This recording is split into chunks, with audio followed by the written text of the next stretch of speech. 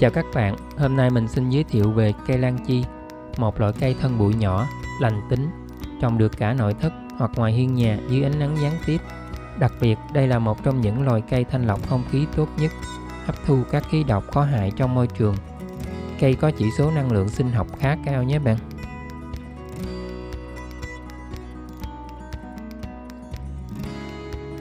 Cây lan chi còn được gọi là ngải nàng rù. Khi đó người ta treo hoặc đặt gần lối ra vào cửa tiệm để kêu gọi, rủ rê khách khứa vào tiệm. Nên chậu cây được chăm chút để cây luôn khỏe mạnh. Tuy nói vậy nhưng để luyện thành ngải là cả một quá trình. Không phải nói trồng cây ngải là phát huy tác dụng của tên gọi. Tốt nhất bạn cứ xem đây là một cây kiểng thông thường và cây có khả năng thanh lọc không khí thuộc top đầu.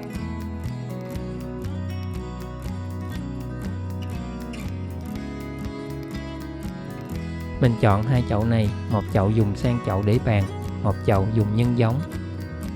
Khi trồng sang chậu để bàn, bạn đừng nên ghép các bụi cây lại thành một chậu lớn. Lá khó sắp xếp để nhìn chậu cây được đẹp mắt. Chỉ nên sử dụng chậu tương đương với kích cỡ bào cây bạn mua được và chỉ dùng một bụi cho một chậu.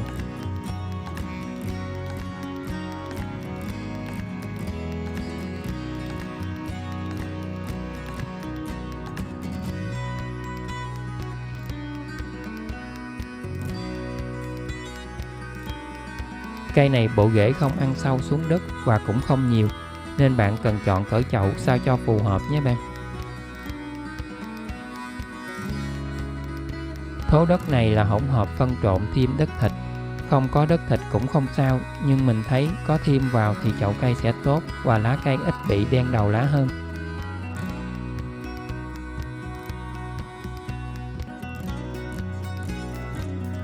Thêm một ít đất vào đáy chậu, loại bỏ bớt đất xung quanh bầu cây để đặt vừa vào chậu xứ. Việc này quá căn bản cho việc trồng các loại cây rồi nhé bạn. Bạn thấy rễ cây phình to dạng củ nhé bạn.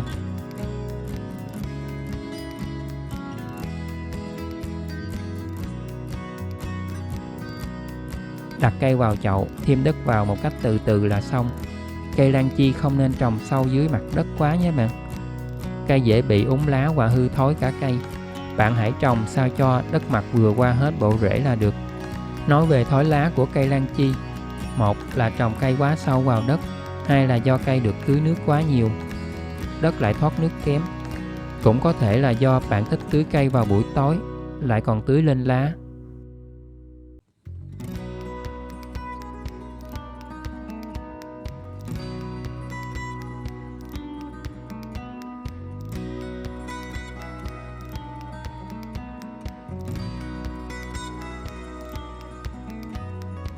Mình đã trồng xong chậu cây này rồi nhé bạn.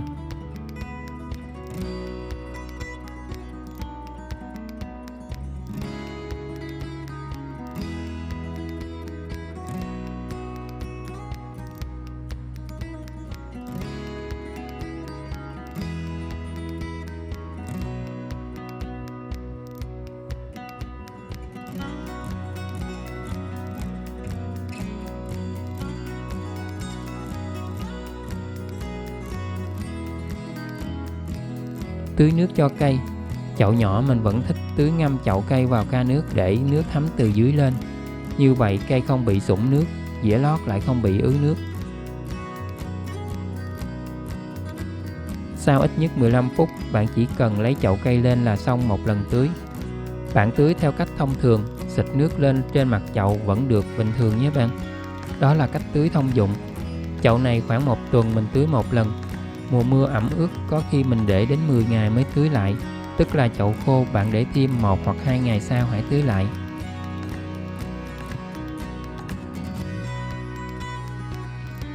Định kỳ hàng tháng, mình pha thêm phân dạng dung dịch để bón cho chậu cây, bổ sung thêm dinh dưỡng để cây luôn trông khỏe mạnh. Chế vài giọt vào nước và tưới vào chậu cây như tưới nước thông thường nhé bạn.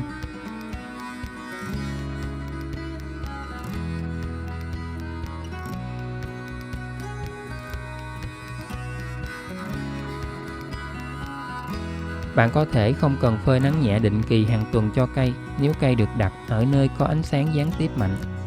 Cây lan chi phát triển kém và dễ bị cháy lá vào mùa hè. Lúc đó cây sẽ trông còi cọc, thiếu sức sống. Nhưng bạn đừng bỏ đi, hãy đặt cây ở góc vườn, xem như cây đang trong giai đoạn nghỉ ngơi sau khoảng thời gian tỏa sáng. Khi mùa mưa đến, cây sẽ xanh tốt trở lại cho đến cuối mùa xuân.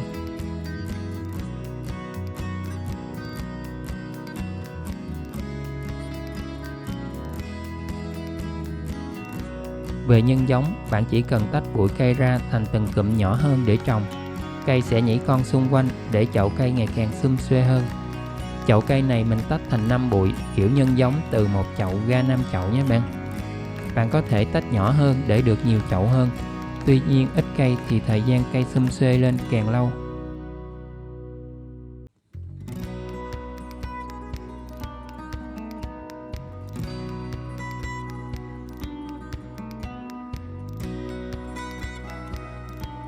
Chậu trồng không được sâu hay chứa nhiều đất quá nhé bạn. Và chỉ trồng sao cho rễ vừa qua mặt đất. Và đất cũng cần tơi xốp để việc nhảy con của cây được thoải mái hơn. Để được một chậu cây trưởng thành sao nhân giống như ban đầu thì cần tầm khoảng 3 tháng trở lên nhé bạn. Nếu bạn dùng các chất kích thích và phân bón để giúp cây nhảy con nhiều hơn thì có thể rút ngắn thời gian. Dùng Atonit được đó bạn.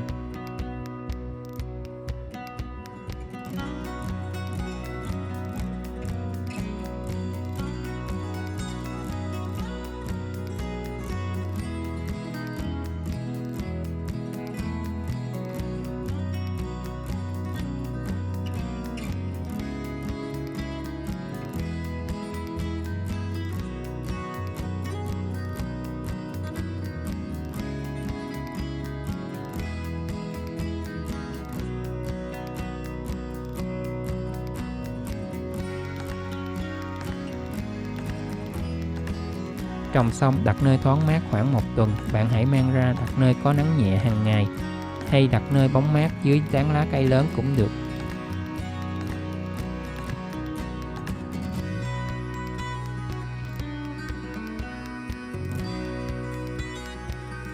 Mình trồng theo kiểu chậu treo là nhằm tiết kiệm diện tích mặt đất mình trồng thứ khác, chứ không phải bắt buộc trồng chậu treo nhé bạn. Sau 1 tháng cây bắt đầu bén rễ, bạn có thể tưới phân dạng dung dịch định kỳ hàng tháng hoặc sử dụng các dòng phân bón túc nếu muốn nhân giống nhanh. Cảm ơn các bạn đã theo dõi bài chia sẻ. Thân chào các bạn.